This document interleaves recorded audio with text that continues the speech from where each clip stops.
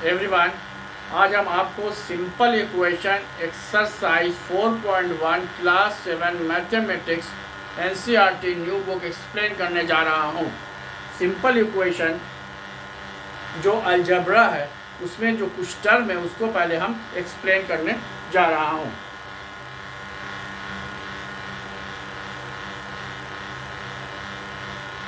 देखिए, question number 1 जो है हमारे पास, क्वेश्चन नंबर 1 जो है लिखा हुआ है complete the last column of the table. ये हमारा दिया हुआ है x plus 3 is equal to 0। Equation है हमारा, ये हमारा इक्वेशन दिया हुआ है। यहाँ पर हमारा वैल्यू दिया हुआ है, वैल्यू दिया हुआ है x इज इक्वल टू 3। यह दिया से वेदर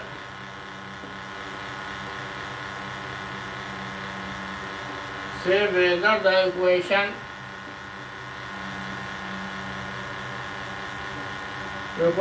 इज सेटिस्फाइड, यस और नो में। यस और नो में इसका हमको आंसर देना है, यह जो हमारा सेटिस्फाइड है या नहीं। तो फर्स्ट वन क्या हुआ है, x plus 3 is equal to 0। पहले हम आपको ये बताना चाहते हैं कि x क्या है। देखिए, x जो है हमारा वेरिएबल है। x क्या कहलाता है, ये हमारा वेरिएबल कहलाता है। और 3 क्या कहलाता है, हमारा कांस्टेंट कहलाता है। x क्या है, वेरिएबल। जितने भी लेटर हैं ए से जेड तक वो सब के सब वेरिएबल है, क्योंकि उनका फिक्स्ड वैल्यू पता नहीं है। हम बोले कि आई हैव x रुपीज़, मेरे पास x रुपीज़ है, तो इसके में कोई भी नहीं समझ सकेगा कि x रुपीज़ का मतलब कितना है, 5 रुपया है कि 10 रुपया है कि 50 रुपया है।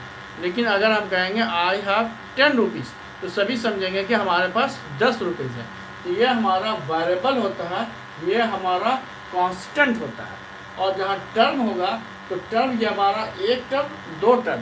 टर्म जो भी होता है वो प्लस और माइनस से टर्म जो होता है सेपरेट रहता है। जैसे अगर हम लिख दें 4x प्लस 3, एक लिख दिया, तो फिर एक लिखते हैं 4x बाई 3 माइनस 7। तो यह हमारा टर्म कैसे काउंट करेंगे, टर्म जो हो गया, देखिए बताएं कि टर्म हमेशा सेपरेट होता है प्लस और माइनस से।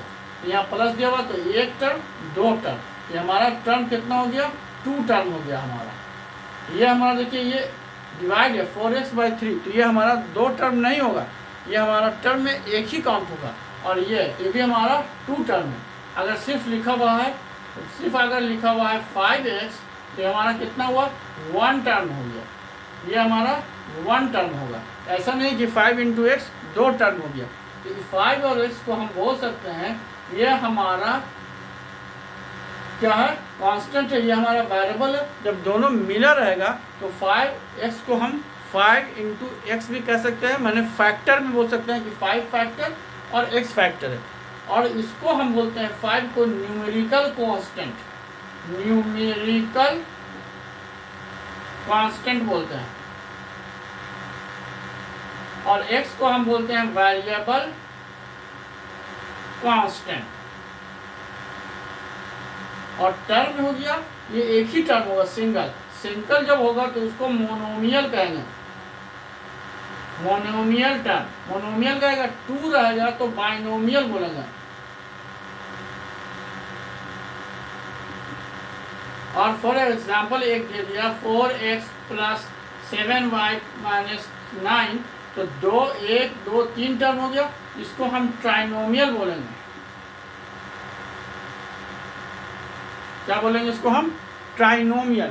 3 टर्म है, ट्राइनोमियल बोल सकते हैं, या हम इसको पॉलिनोमियल भी बोल सकते हैं। तो सिंगल टर्म है तो मोनोमियल, 2 टर्म है तो बाइनोमियल, 3 टर्म है ट्राइनोमियल या पॉलिनोमियल। अब हम क्वेश्चन जो है दिया हुआ है x plus 3 is equal to 0, बोलता है कि x वैल्यू x में देखिए कि ये सेटिस्फाइड होता है कि नहीं। तो वैल्यू ये सेटिस्फाइड होता है या नहीं। तो x का वैल्यू क्या दिया, 3 दिया, तो हम यहाँ पर इसको रखिए, x प्लस 3 था तो x का वैल्यू 3 है तो 3 लिखिए, 3 प्लस 3 कितना होगा, 6 होगा। और यहाँ पर हमारा क्या दिया, 0 दिया, ये हमारा सेटिस्फाइड होगा, तो नहीं सेटिस्फाइड होगा, तो यहाँ पर हम लिख देंगे नो, ये हमारा सेटिस्फाइड नहीं हो रहा। अब इसी में हमारे पास 11 क्वेश्चन है, क्वेश्चन नंबर 1 में, उसको 1 बाय 1 हम एक्सप्लेन करने जा रहे हैं, इसका आप स्क्रीनशॉट ले लीजिए।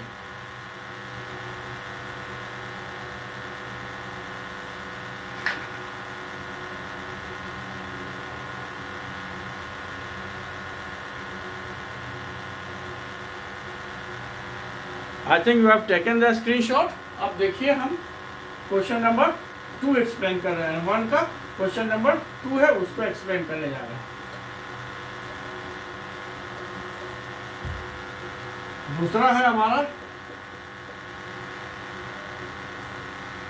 x plus 3 is equal to 0। यहाँ पर दिया हुआ है x का वैल्यू हमारा दिया हुआ है, x का वैल्यू दिया हुआ है 0, इसमें हम 0 प्लस 3 रखेंगे, रखने पर क्या आएगा, 3 आएगा। तो क्या 0 वैल्यू सेटिस्फाइड किया, ये आंसर आया। आंसर अगर आएगा तो यस लिखेंगे, नहीं आएगा तो नो लिखेंगे। तो आंसर तो नहीं आया, तो दूसरा वाला भी हमारा नो हो गया। अब हमारा तीसरा में आइए, तीसरा क्या बोलता है, x plus 3 is equal to x plus 3 is equal to 0, ठीक है। और x का वैल्यू दिया है -3, x का वैल्यू दिया है -3, x की जगह पर -3 रखिए, अब +3 रखिए, -3 प्लस 3 कट गया, 0 आंसर आएगा, ये हमारा सही हो गया, यस हो गया। मतलब कि x का वैल्यू अगर हम -3 रखते हैं तो हमारा ये इक्वेशन सेटिस्फाइड होता है, सही आंसर इसका जो 0 दिया है वो आ जाता है, इसलिए ये सही है।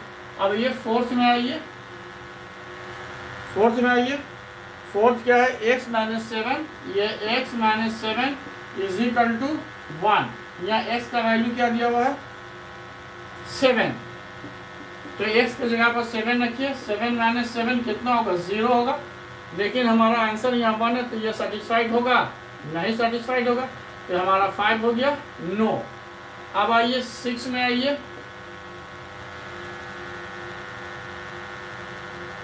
6 में आइए, 5x is equal to 25, 5x is equal to 25, और हमारा दिया हुआ है x is equal to 0, 5x is equal to 25, x is equal to 0, तो 5 इंटू एक्स, इसके जगह पर हम अगर लिख देते हैं 5 इंटू 0, तो ये तो 0 हो जाएगा, 25 तो नहीं आएगा, x का वैल्यू 0 रखते हैं तो यहाँ पर 5 इंटू 0 0 हो जाएगा, 25 तो आएगा नहीं, तो ये हमारा आंसर नहीं आया, बल्कि आंसर 0 आया, तो ये भी हमारा नो हो गया।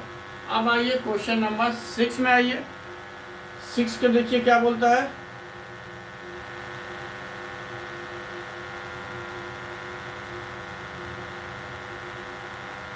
ये 7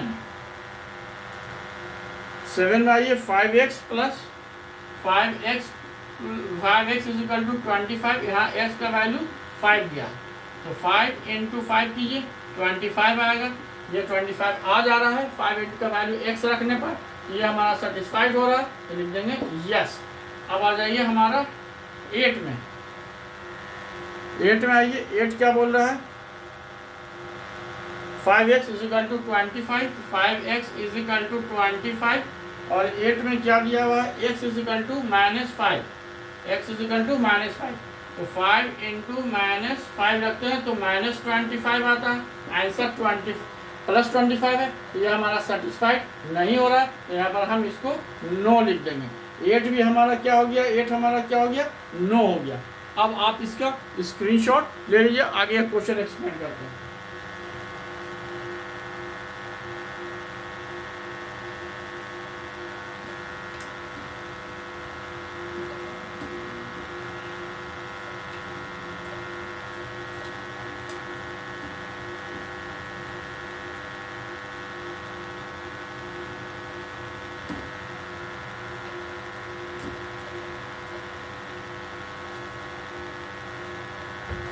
ये क्वेश्चन नंबर 1 था, 1 का ये 8 हो गया। 8 में क्या बोल रहा है, 8 नहीं, 8 में चल चुके हैं, 9 देखिए, 9 बोल रहा है m/3 इज इक्वल टू 2 और m इज इक्वल टू क्या दिया है, m इज इक्वल टू -6 दिया है, तो m की जगह वो -6 लिखिए, इसके 3 लिखिए, 3 2 ज़ा 6, ये हमारा आंसर -2 आता है। और यहाँ पर +2 दिया, ये सेटिस्फाइड करता है, नहीं करता, तो आंसर लिख दीजिए नो। अब आइए 10 में आ जाते हैं। 10 में क्या है, m/3 इज इक्वल टू 2 और m का वैल्यू दिया है 0, तो m का वैल्यू 0 है तो 0 लिखिए, 0/3 तो 2 होगा नहीं, ये भी सेटिस्फाइड नहीं करता है, इसको भी हम लिख देंगे नो। अब आइए 11 क्या बोल रहा है, m/3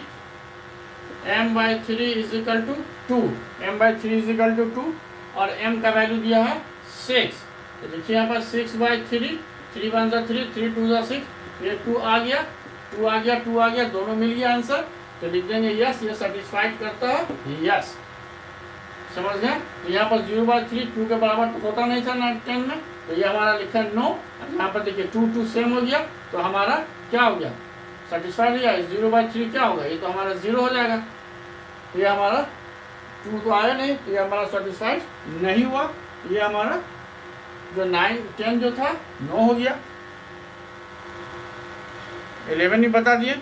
अब हमारा क्वेश्चन नंबर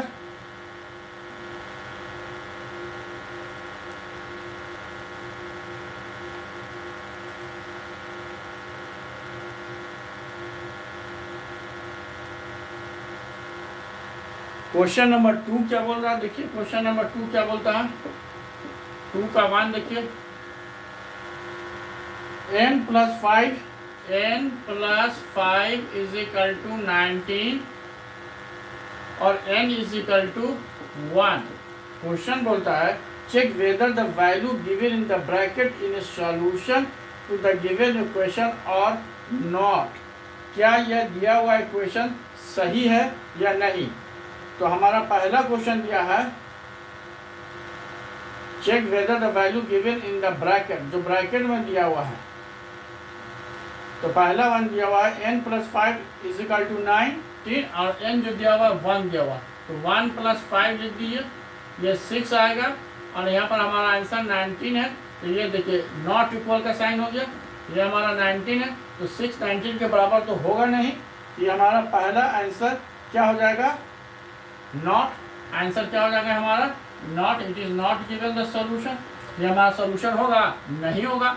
जब 1 रखते हैं तो हमारा आंसर 6 आता है और यहाँ पर आंसर 19 दिया, तो 6 और 19 दोनों तो बराबर हो नहीं सकता है, तो हमारा आंसर क्या हो गया, नो हो गया। दूसरा आइए 7n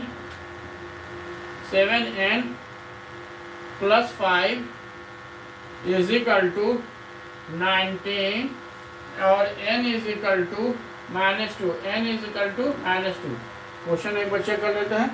7n + 5 is equal to 19 n - 2, तब करके देख लीजिए, 7 मल्टीप्लाई इंटू -2 + 5, 7 2 ज़ा 14 -14 + 5, ये हो गया 14 और -5, एक प्लस है एक माइनस है एक प्लस है, तो सब्ट्रैक्ट करेंगे तो 9 आ गया और यहाँ पर 19 है, तो दोनों इक्वल नहीं हुआ, तो आंसर हमारा नॉट हो गया।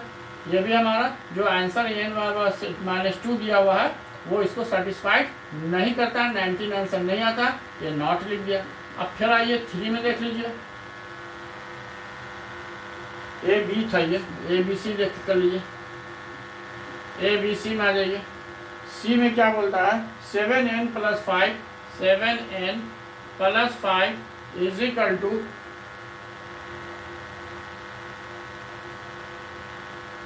19 और n इज इक्वल टू 2।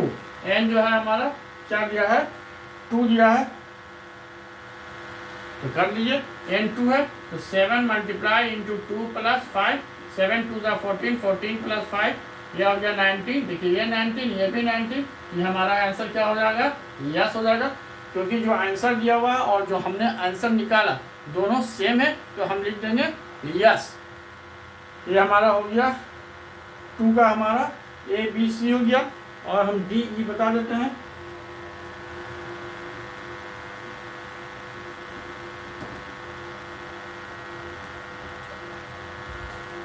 2 का देखिए, डी देखिए, डी में है 4p minus 3 is equal to 13, और p का वैल्यू दिया हुआ है, क्या दिया हुआ है p का वैल्यू 1, p का वैल्यू 1 दिया हुआ है, तो 4 मल्टीप्लाई इंटू 1 माइनस 3, तो 4 1 का 4, 4 माइनस 3 क्या होगा 1 होगा, यहाँ 13 है तो यहाँ क्या हो जाएगा नॉट, क्योंकि 1 और जो हम आंसर निकाल रहे हैं वो 1 आ रहा है और आंसर दिया हुआ है 13, तो वो हमारा नॉट सेटिस्फाइड करेगा। क्वेश्चन नंबर 2 का हमारा डी था। देन आइए ई में आइए, 4p minus 3, 4p minus 3 is equal to 13, और p का वैल्यू क्या दिया हुआ है, p का वैल्यू दिया हुआ है -4, ये हमारा -4 दिया हुआ, तो देखिए 4 इंटू -4 -3 -16 -3, ये हमारा कितना आ गया 19 आया, -19, ये 13 है 19 है, ये भी नॉट हो गया, ये 13 है,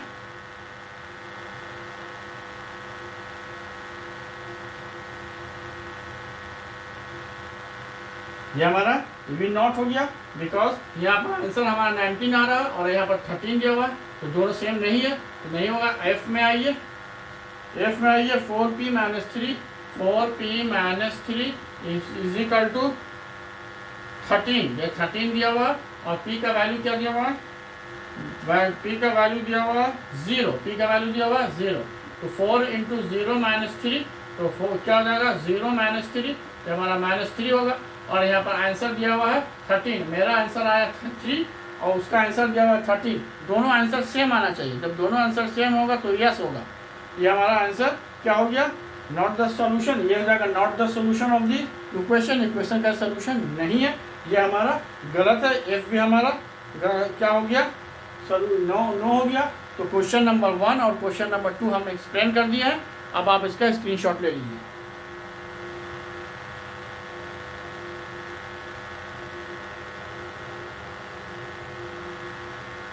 I think you have taken the screenshot. Next rest of the question I will explain in the next class. Next class में हम बाकी बचे हुए क्वेश्चन को एक्सप्लेन करेंगे। Thank you.